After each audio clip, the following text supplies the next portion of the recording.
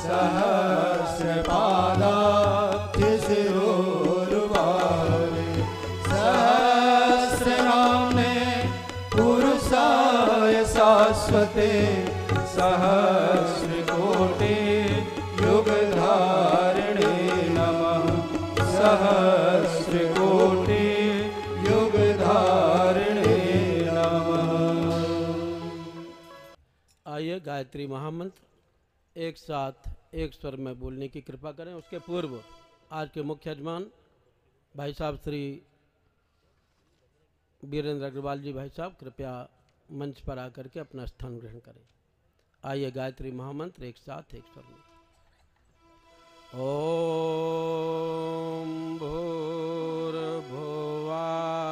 स्वाहा तत्सवितुर्वरेण्यं भर्गो देवस्य धीमहि धियो यो नः प्रचोदयात्।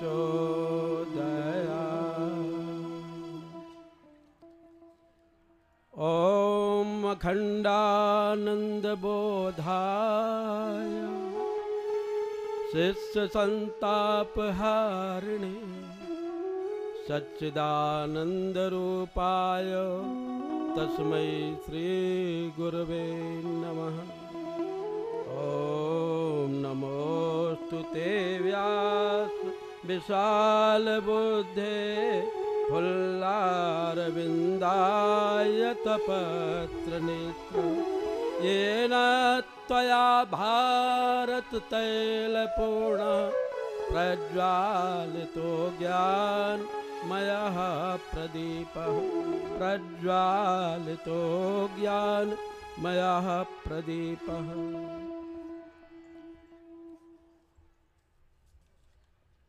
श्रद्धेय दीदी श्रद्धेय डॉक्टर साहब की गौरवमयी उपस्थिति में हम सभी परिजन यहाँ पर होलिका पर्व पूजन के लिए एकत्रित हुए हैं। और जैसा कि आप सभी जानते हैं कि होली राष्ट्रीय चेतना जागरण का पर्व है, हर्षोल्लास का पर्व है। कर्मकांड में हम भले ही कटौती कर दें, लेकिन 3 पैराग्राफ ज़रूर आपके सामने प्रस्तुत किए जा रहे हैं। अखंड ज्योति के संपादक अंतर्राष्ट्रीय विद्वान श्रद्धेय डॉक्टर साहब के द्वारा ये पंक्तियाँ लिखी गई हैं। कई भाई बहन ऐसे हैं जिनके हाथों में मार्च की अखंड ज्योति नहीं पहुंची होगी, लेकिन 3 बार पढ़ने के बाद भी इसमें ऐसा लगता है कि आज इस सब की आवश्यकता है। आपने अपनी चेतनामयी लेखनी से लिखा है, चारों ओर इतनी सारी कीचड़ क्यों है भाई, माना कि होली आई है लेकिन इसमें तो हंसी ठिठोली होना चाहिए, गाली और गोली क्यों। टेसू के फूलों के रंग, इत्र की सुगंध, गुलाल के संग, यही तो होते हैं होली खेलने के ढंग। पर ऐसा तो कुछ भी कहीं दिखता नहीं, जिसे देखो वही हर तरफ कीचड़ उछाल रहा है। एक दूसरे पर कीचड़ फेंकने में हर कोई मगन है। इस फेर में उसे यह भी नहीं दिख रहा है कि उसके द्वारा उछाली गई फेंकी गई कीचड़ में से बहुत सारी कीचड़ तो खुद उस पर भी पड़ रही है। कैसे विचित्र कीचड़ का खेल बन गई है आज की होली, जिसमें सुगंध का कहीं नाम नहीं, बस हर तरफ दुर्गंधी दुर्गंध फैल रही है।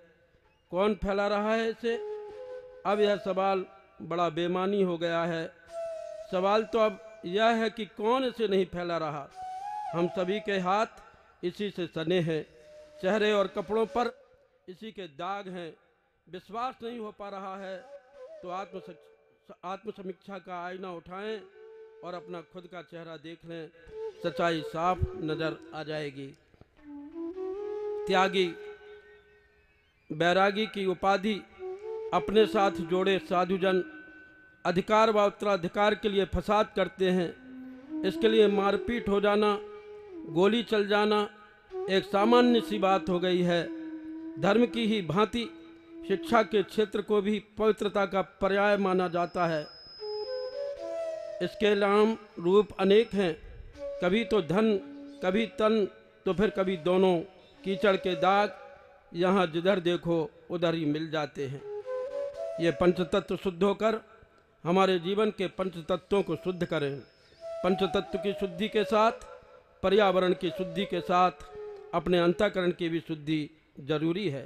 घर, दफ्तर, गलियां, चौराहे, कहीं भी कीचड़ के दाग न दिखाई पड़ें, सब तरफ सुनाई दें, तो केवल यही शब्द सिर्फ होली की शुभकामनाएं, होली की मुबारकबाद, होली की शुभकामनाएं, होली की मुबारकबाद। बहुत ही प्राणवान लेख है, इसको आप सभी जरूर पढ़ेंगे। और अब कर्मकांड का शुभारंभ होता है। यहाँ पर यजमान विराजमान है, आप सभी भाव पूजन करेंगे, क्योंकि भावना का अपना विशेष महत्व होता है। एक संस्कृत का प्रकांड विद्वान संस्कृत के बड़े ओजस्वी शब्दों में प्रार्थना कर रहा था। अखारव सर्व मंगला कला कदम मज्जरी रस प्रवाह माधुरी ब्रह्मणा मधुव्रता। इधर उधर देखता जाता था। एक लड़का गया भावना पूर्वक आ आ ई ई उ उ ए आई ओ उ अम का खा गा गा चा चा चा या टा टा डा ता था दा ना पापा पापा यारा लवासा सा चित्रज्ञा करने लगा। तो पूछा, ये तुम क्या कर रहे हो? कहा, सारी स्तुतियाँ, सारी प्रार्थनाएं इसी वर्णमाला से बनी है। आप मेरी तरफ ध्यान कर रहे हैं और मैं भगवान की ओर ध्यान किए हुए हूँ। इसे भावो ही विद्यते देवा तस्मात् भावो ही पूज्यम। सारी दुनिया में यह जो विद्यमान है, ये भाव है। आइए हम सब भावपूर्वक पूजन करें।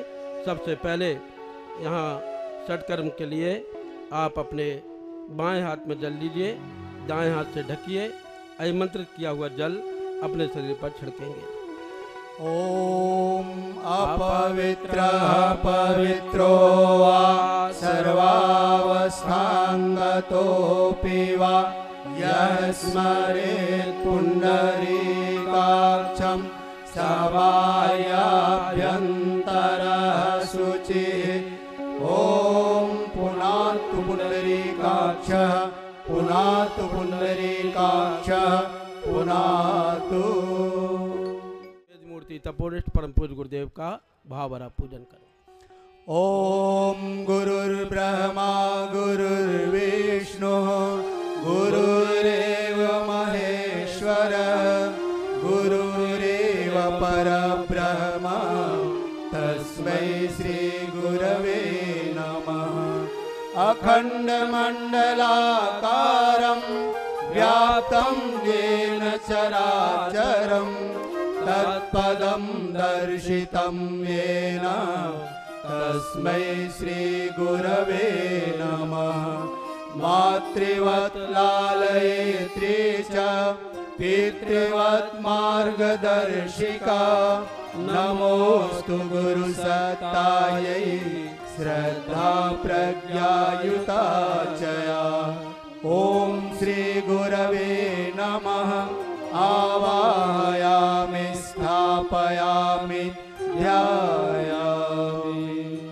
अब होलिका पर्व पूजन की विशेष पूजन प्रारंभ होती है। जैसा आप जानते हैं, पुराणकालीन आदर्श सत्याग्रही भक्त प्रहलाद के दमन के लिए हिरण्यकश्यप के छल प्रपंच सफल न हो सके, उसे भस्म करने के प्रयास में होलिका जलमरी और प्रहलाद तपे कंचन जैसे निखर करके जिंदा रहे। खीज क्रोध से उन्मत्त हिरण्यकश्यप ने जब भक्त प्रहलाद से पूछा, तेरा भगवान कहाँ है? प्रहलाद निष्ठावान थे, उनकी निष्ठा डिगी नहीं। हमारे तो थोड़ी सी सुविधा न मिलने के कारण या किसी ने कुछ डांट फटकार कर दी तो निष्ठा डिग जाती है। लेकिन प्रहलाद की एक ही निष्ठा थी, मेरा भगवान सर्वत्र है। हरि व्यापक सर्वत्र समान, हरि व्यापक सर्वत्र समान। प्रेम ते प्रभु प्रगट ही मैं जाना, प्रगट ही मैं जाना।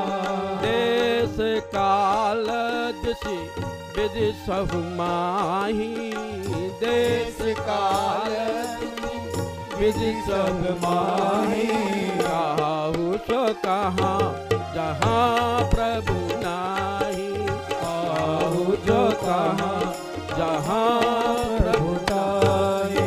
हिरण्यकश्यप ने कहा तेरा भगवान इस लोहे के खंभे के भीतर है। बिल्कुल है। और जैसे ही उसने अपनी गदा मारी, लोहे के खंभे में नृसिंह भगवान प्रकट हो गए। बोले श्री नृसिंह भगवान की, बोल श्री भक्त प्रहलाद की। सत्याग्रही प्रहलाद ने लोहे के खंभे से नृसिंह भगवान को उत्पन्न किया। अवतार हुआ भगवान का और भगवान प्रकट हुए। आइए उनका पूजन बड़े श्रद्धा पूर्वक करें। हाथ में पुष्पक्षत लेकर नृसिंह भगवान का आवाहन करें। ओम नृसिंहाय विद्महे वज्रनखाय धीमहि तन्नो नृसिंह प्रचोदयात्। ओम श्री नृसिंह भगवते नमः। आवाहयामि स्थापयामि ध्यायामि। हिरण्यकश्यप ने प्रकृति के नियम को बदलना चाहा था, मैं कभी ना मरूं, लेकिन रोवन हारे भी मरे और मरे जलावन हार। हा हा करते सब मरे, बचो न कहो संसार। इस संसार में कोई बचने वाला नहीं है। भगवान ने हिरण्यकश्यप के सभी वरदान निरस्त किए और एक प्रकृति के नियम को उन्होंने स्थिर किया। आइए ऐसे नृसिंह भगवान की पूजन के पश्चात इस मातृभूमि में, इस धर्मभूमि कर्मभूमि में तमाम अवतारों ने यहाँ पर जन्म लिया। भगवान के तमाम अंशावतार और पूर्ण अवतार यहाँ पर आए। उनका एक ही लक्ष्य था, असुर मार था पही सुरन, राखई निश्रुति सेतु, जग विस्तार ही विमल यश राम जन्म कर हेतु।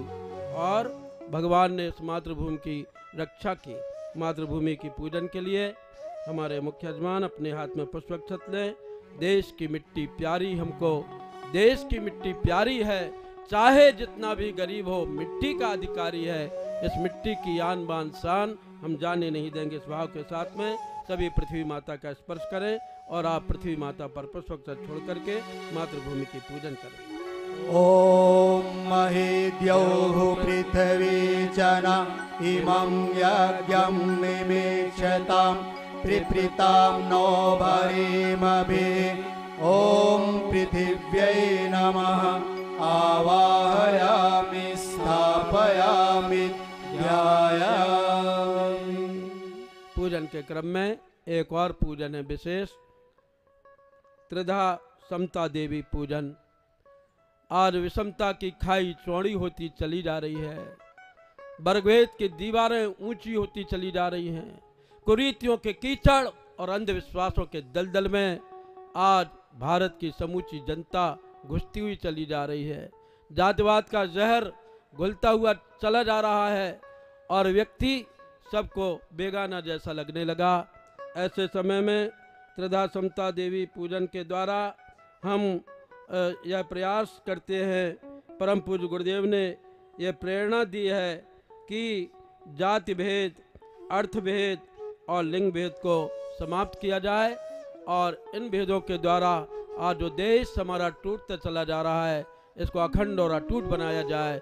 इस भाव के साथ में आप एक एक वेदी जो बनी हुई है चावल की, उस पर पुष्पक्षत समर्पित करेंगे। ओम अम्बे अम्बिके अम्बालिके नमानयति कश्चन सशस्त्वस्वकः सुभद्रिकां कम्पीलवासिनीम्।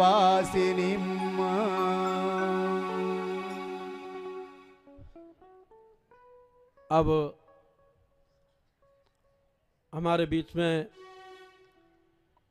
परम श्रद्धेय डॉक्टर साहब उपस्थित हैं।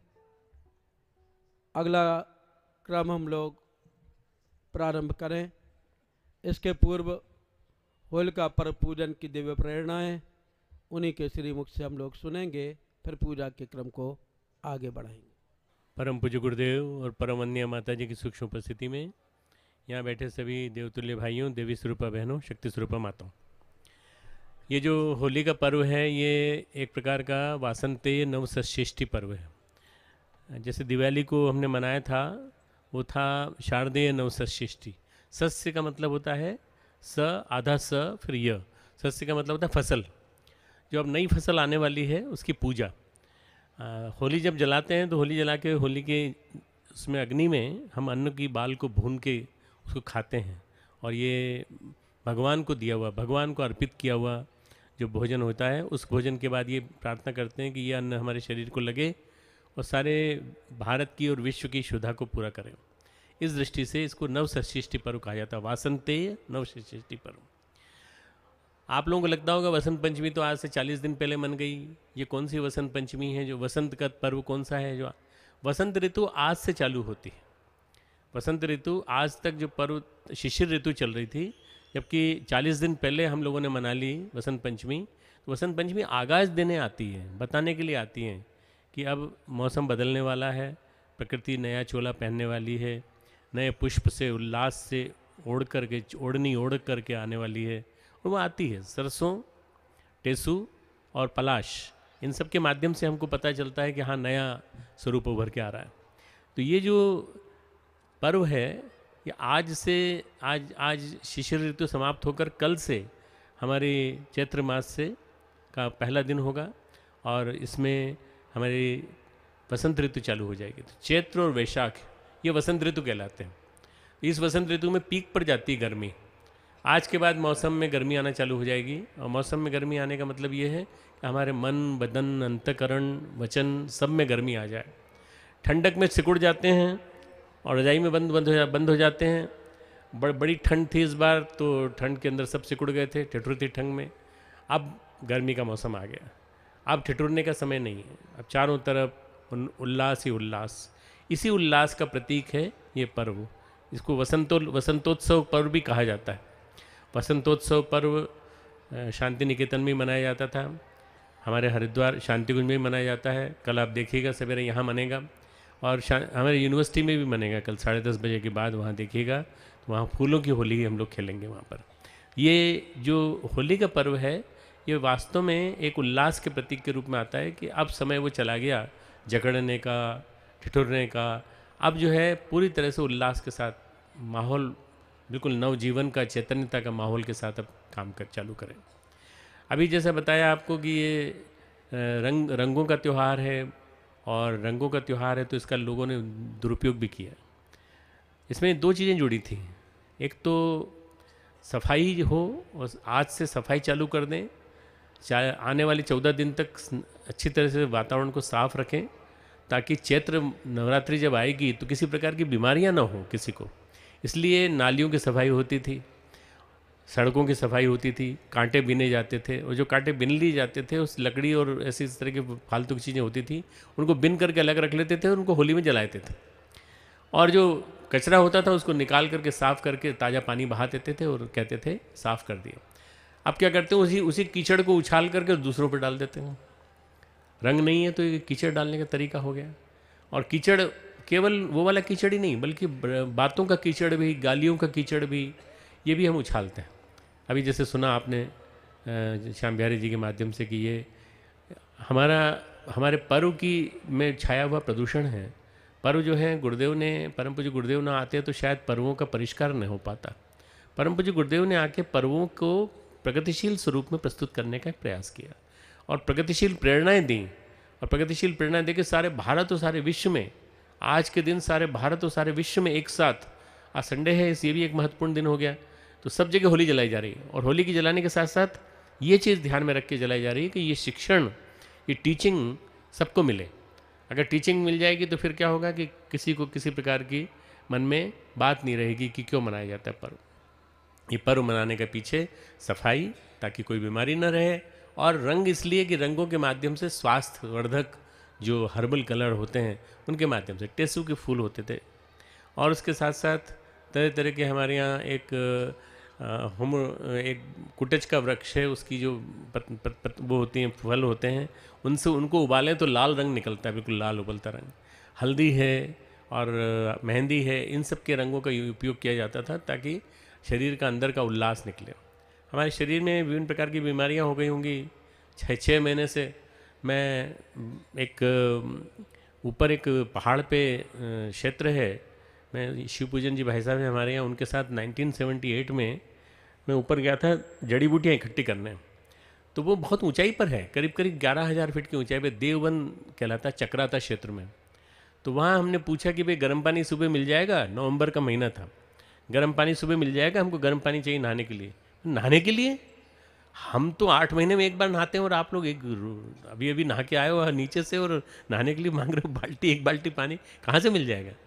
अब आप सोचिए कि जब 6 महीने जो लोग नहीं नहाते होंगे उनके लिए नहाने का समय अब आ गया है। इसलिए नहाने के लिए, नहलाने के लिए और अच्छी तरह से गीला करने के लिए पर्व आता है। पर इसका मतलब ये नहीं कि ज़बरदस्ती किसी पर डाला जाए, रंग डाला जाए, पानी डाला जाए, गीली होली खेली जाए, क्योंकि पानी का संकट है इस समय, पानी का संकट है। पानी के अपव्यय को रोकना हमारा मूल कर्तव्य है और उसको हमें रोकना चाहिए, पानी के अपव्यय। तो क्या करें, सूखी होली खेलो, हर्बल होली खेलो, और हर्बल होली में तरह तरह के हर्बल कलर्स कल आपको देखने को मिलेंगे। इस प्रकार से खेला जाना चाहिए। ऐसी एक पौराणिक कथा आती है कि एक ढूंढला नाम की राक्षसी थी, उसको वरदान मिल गया कि वो किसी भी बच्चों को खा सकती है, किसी भी बच्चे को खा सकती है। पर भगवान ने उसके बाद उस पर कंडीशन लगा दी कि भगवान तो अथॉरिटी है, सुप्रीम अथॉरिटी। भगवान ने कंडीशन लगा दी कि जब तेरे को बच्चे पहचान में नहीं आए, रंग से ढके हुए हों और विभिन्न तरह की हरकतें कर रहे हों, खेल कूद रहे हों, तो उसको नहीं खा सकती। तो होली का पर्व एक दिन इसीलिए आता है, खूब रंगो, रंग से अपने आप को रंगो और खूब दूसरों को रंगो, और उसके बाद फिर जो भी हरकत करनी है वो करो। मारो मत एक दूसरे को, पर खूब हरकत करो और कोई बदमाशी मत करो, किसी तरह किसी को छेड़ो मत, किसी को अपमानित मत करो। ये एक प्रकार का ऐसा पर्व आता है। और तो क्या होता है, ढूंढला के राक्षसी का जो श्राप है वो स्थगित हो जाता है। वो एक दिन ही उसको मिला था, सुबह से शाम तक ढूंढती रहती है, जो घर में छुपा बैठा रहता है उसको पकड़ लेती है। इसलिए ढूंढला मतलब कोई होगी दुर्बुद्धि होगी, दुर्बुद्धि आ जाती होगी किसी के मन में। तो रंग से हम अपने अंतर जगत को रंगें। रंग जो है अंतर जगत में रंगता है। तो मीरा और रसखान गीत गाते हैं और भगवान कृष्ण के साथ होली खेलते हैं। रंग जरूरी नहीं है कि स्थूल रंग हो, रंग अंदर से भक्ति का रंग होता है, कर्म का रंग होता है, ज्ञान का रंग होता है। ये रंग भी निकल के आना चाहिए और अध्यात्मवाद का रंग निकल के आना चाहिए। आपने कथा सुनी जैसे अभी कि भगवान नरसिंह की हम पूजा क्यों करते हैं। भगवान नरसिंह, नर में सिंह, नर और सिंह दोनों का सम्मिश्रित अवतार, और वो इसलिए निकल के आया कि प्रहलाद ने मना कर दिया। प्रहलाद ने मना कर दिया कि मैं भगवान की पूजा बंद नहीं करूँगा, भगवान की पूजा निश्चित रूप से करूँगा, नियमित रूप से करूँगा। तो उसने देखा हिरण्यकश्यप ने कि तो ये तो मान ही नहीं रहा किसी तरह से। तो उन्होंने फिर अपनी बहन से बोला, तेरे को तो वरदान प्राप्त है, तो इसको गोद में लेके बैठ जा, तू तो जलेगी नहीं, ये जल जाएगा। जब वो किसी चीज़ से नहीं मरा, होलिका पूरी जल गई, और होलिका जल गई मतलब कुछ भगवान का करिश्मा हुआ कि होलिका जल गई जिसको वरदान प्राप्त था, पर प्रहलाद बच गया।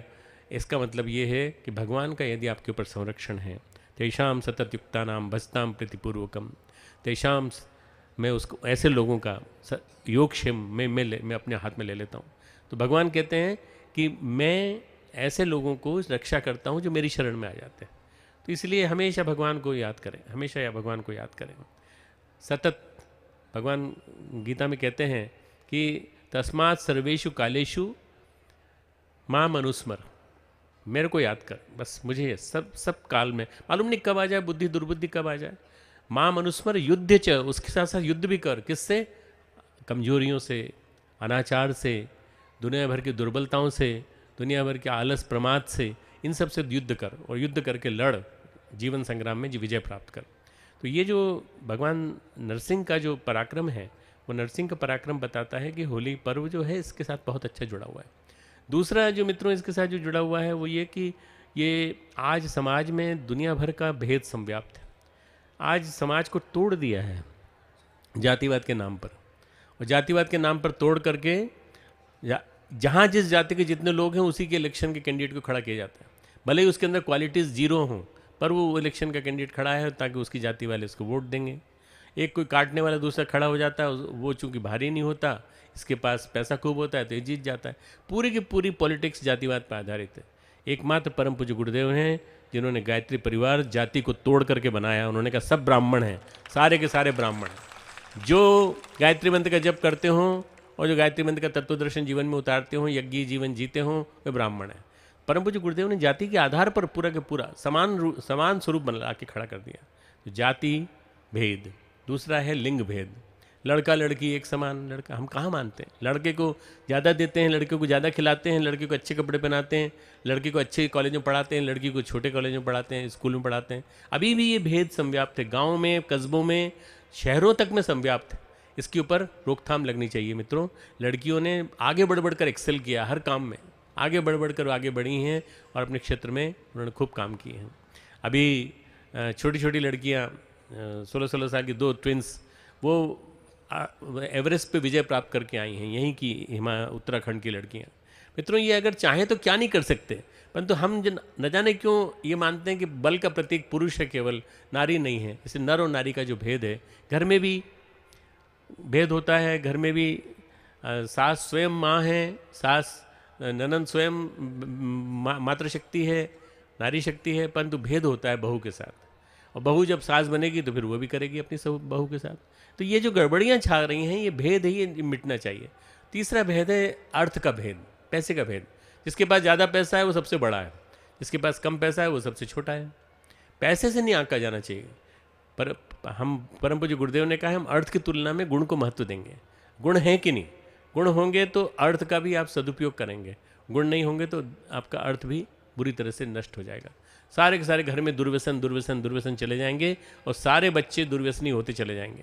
तो बच्चों को संस्कारवान बनाइए, पैसे का महत्व मत बताइए उनको बार बार। पैसा पैसा पैसा, पैसे की लैंग्वेज यूज़ करते हैं माता पिता, तो मुझे बड़ा बुरा लगता है कि पैसे की लैंग्वेज यूज़ करके ये बच्चों को क्या सिखाना चाहते हैं। गुरु जी ने किताब लिखी है, अगर आपको पढ़ने का मौका मिले तो पढ़ना। बच्चों को उत्तराधिकार में धन नहीं गुण दें। बहुत पुरानी लिखी हुई किताब है जी की, 1974-75 की लिखी हुई किताब है। उत्तराधिकार में धन नहीं गुण दें।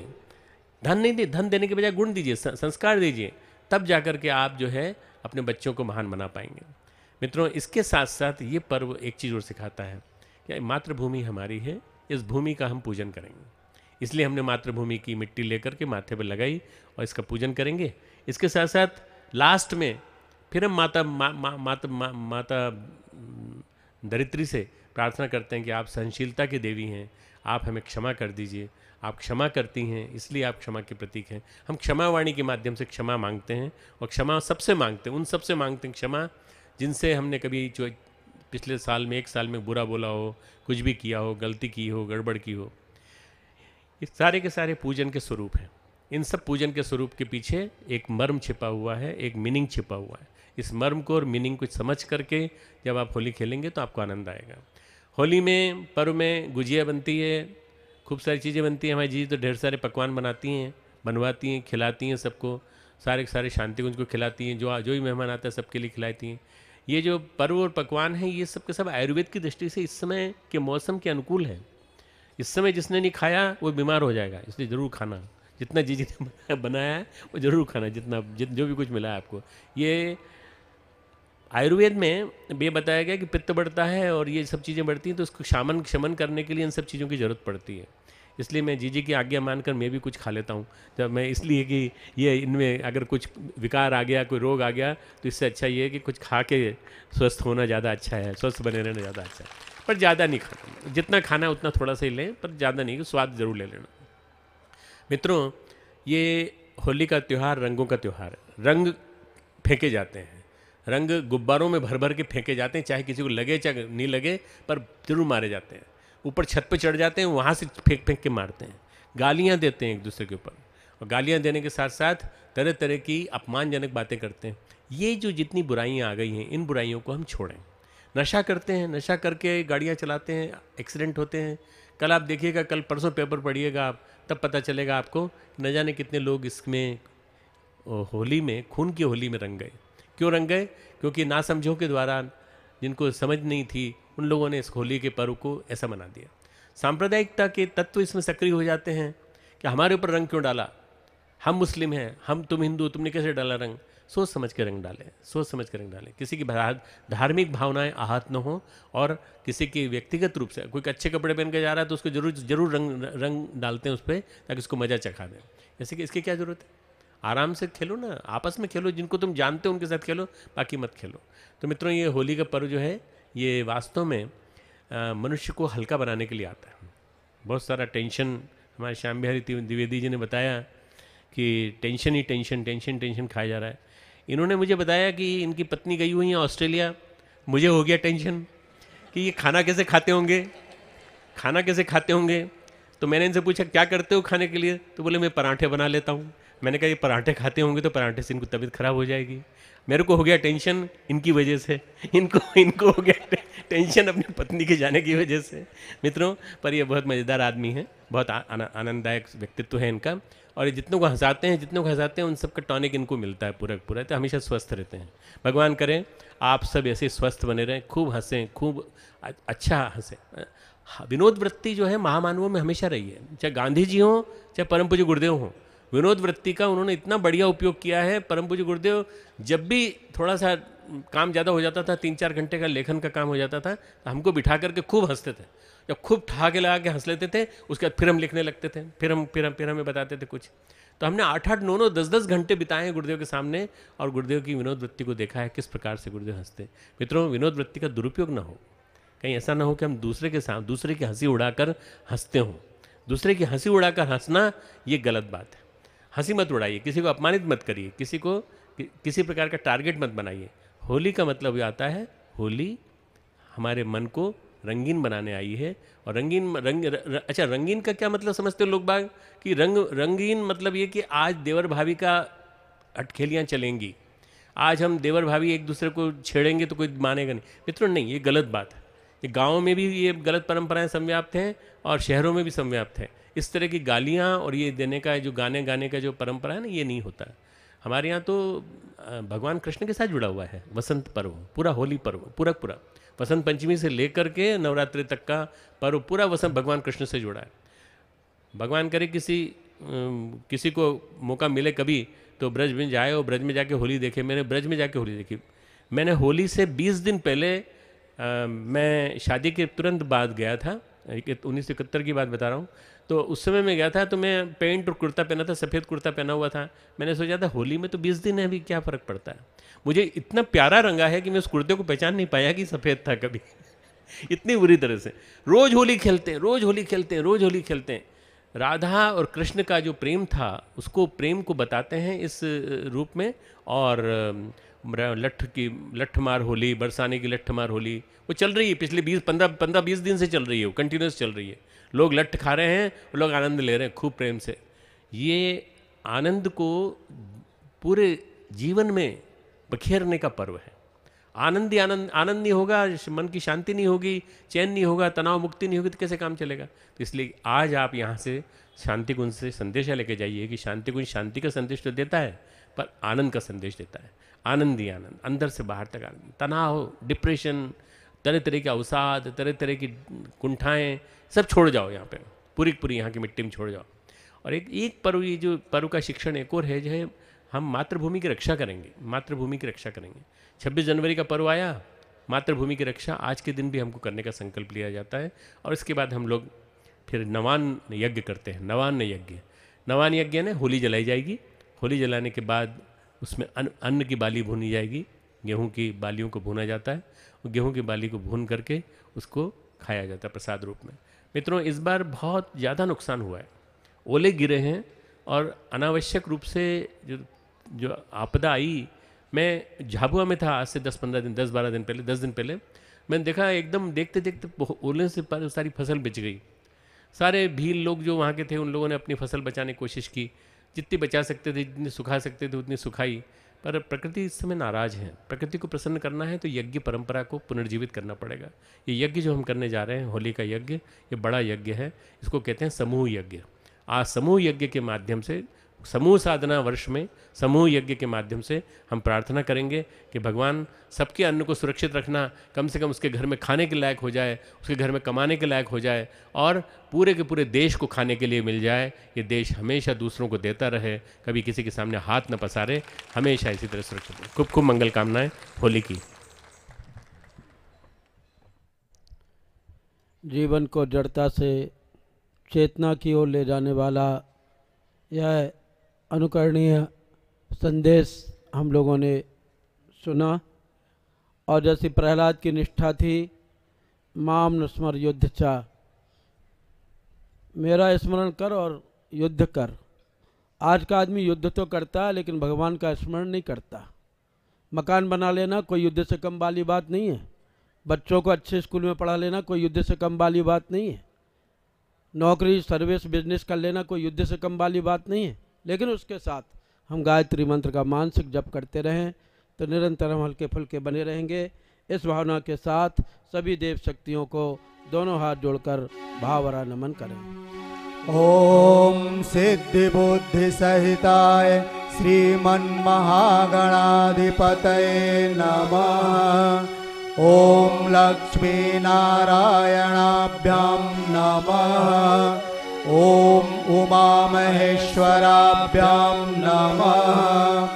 ओम वाणी हिरण्यगर्भाभ्यां नमः। ओम शची पुरंदराभ्यां नमः। ओम मातृपितृचरणकमलेभ्यो नमः। ओम कुलदेवताभ्यो नमः। ओम इष्टदेवताभ्यो नमः। ओम ग्रामदेवताभ्यो नमः। ओम स्थानदेवताभ्यो नमः। ओम वास्तुदेवताभ्यो नमः। ओम सर्वेभ्यो देवेभ्यो नमः। ओम सर्वेभ्यो ब्राह्मणेभ्यो नमः। ओम सर्वेभ्यस्तीर्थेभ्यो नमः। ओम एतत्कर्म प्रदान श्री गायत्री दिव्यै नमः। ओम पुण्यं पुण्याहं दीर्घमायुरस्तु। ओम श्री नृसिंह भगवते नमः। आओ भगवान का। भाइयों बहनों, आपको पूर्ण चंद्रमा का दर्शन कराना था। पीछे की तरफ देख लो, ऊपर की तरफ। पूर्ण चंद्रमा का दर्शन कीजिए, प्रणाम कीजिए। थोड़ा पीछे मुड़ो, गर्दन को मोड़ो थोड़ा। हाँ, थोड़ी देर के लिए उधर भी मुख कर लो तो कोई बात नहीं। पूर्ण चंद्रमा है और ये अभी अभी उदित हुआ है थोड़ी देर पहले। फाल्गुन मास की पूर्णिमा। ध्यान से चंद्रमा को देखना है।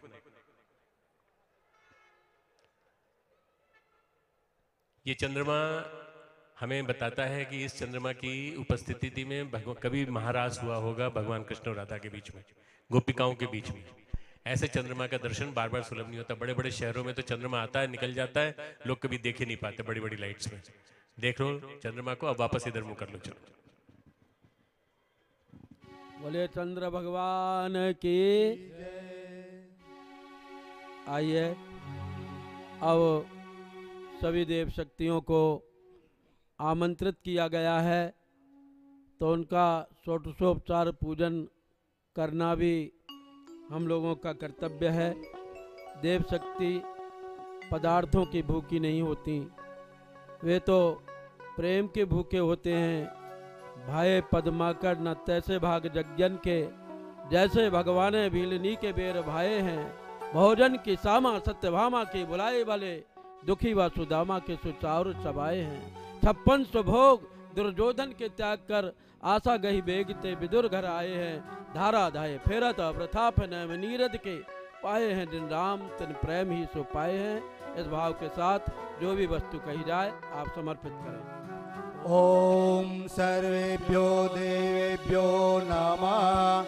आवाहयामि स्थापयामि आसनं समर्पयामि कलावा समर्पित करें। पाद्यं समर्पयामि एक आत्मनि जल, अर्घ्यं समर्पयामि पुनः जल समर्पित कीजिए। आचमनं समर्पयामि पुनः जल समर्पित करें। स्नानं समर्पयामि एक आत्मनि जल समर्पित, वस्त्रं समर्पयामि कलावा समर्पित कीजिए। यज्ञोपवीतं समर्पयामि यज्ञोपवीत, गंधं विलेपयामि कलश देवता को और चित्र को तिलक लगाएं।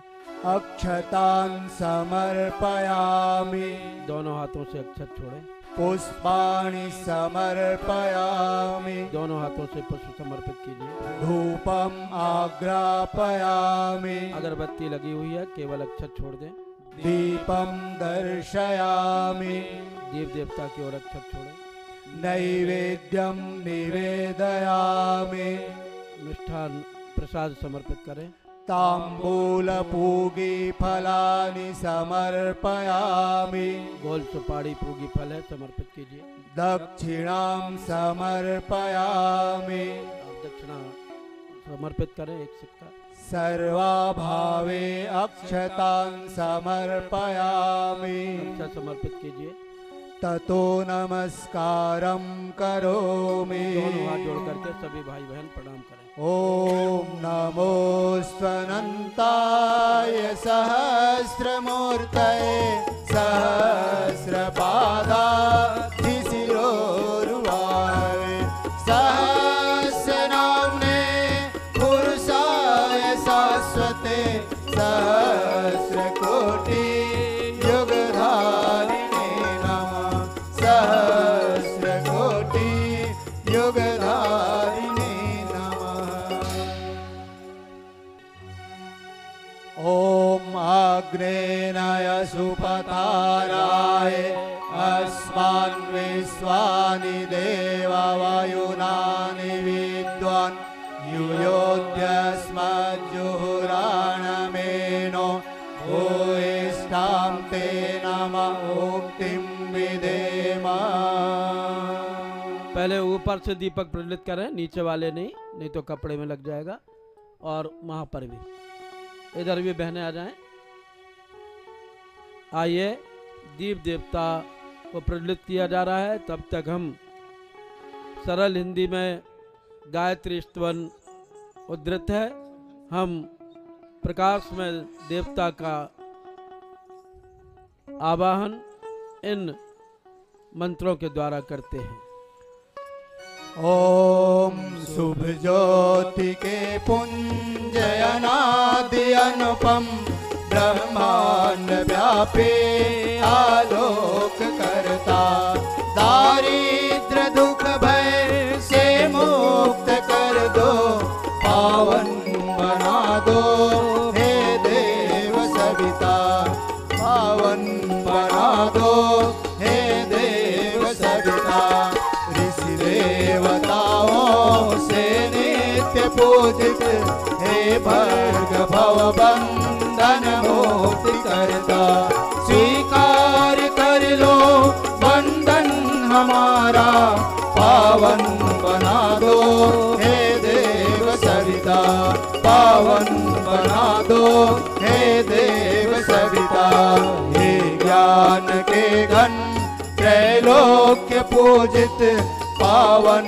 गुणों के विस्तार करता समस्त प्रतिभा के आदि कारण पावन बना दो हे देव सविता पावन बना दो हे देव सविता। ओम भूर्भुवः स्वः तत्सवितुर्वरेण्यं भर्गो देवस्य धीमहि धियो यो नः प्रचोदयात् स्वाहा इदं गायत्र्यै इदं न मम। ओम भूर्भुवः स्वः तत्सवितुर्वरेण्यं भर्गो देवस्य धीमहि धियो यो नः प्रचोदयात् स्वाहा इदं गायत्र्यै इदं न मम। ॐ भूर्भुवः स्वः तत्सवितुर्वरेण्यं भर्गो देवस्य धीमहि धियो यो नः प्रचोदयात् स्वाहा इदं गायत्री इदं न मम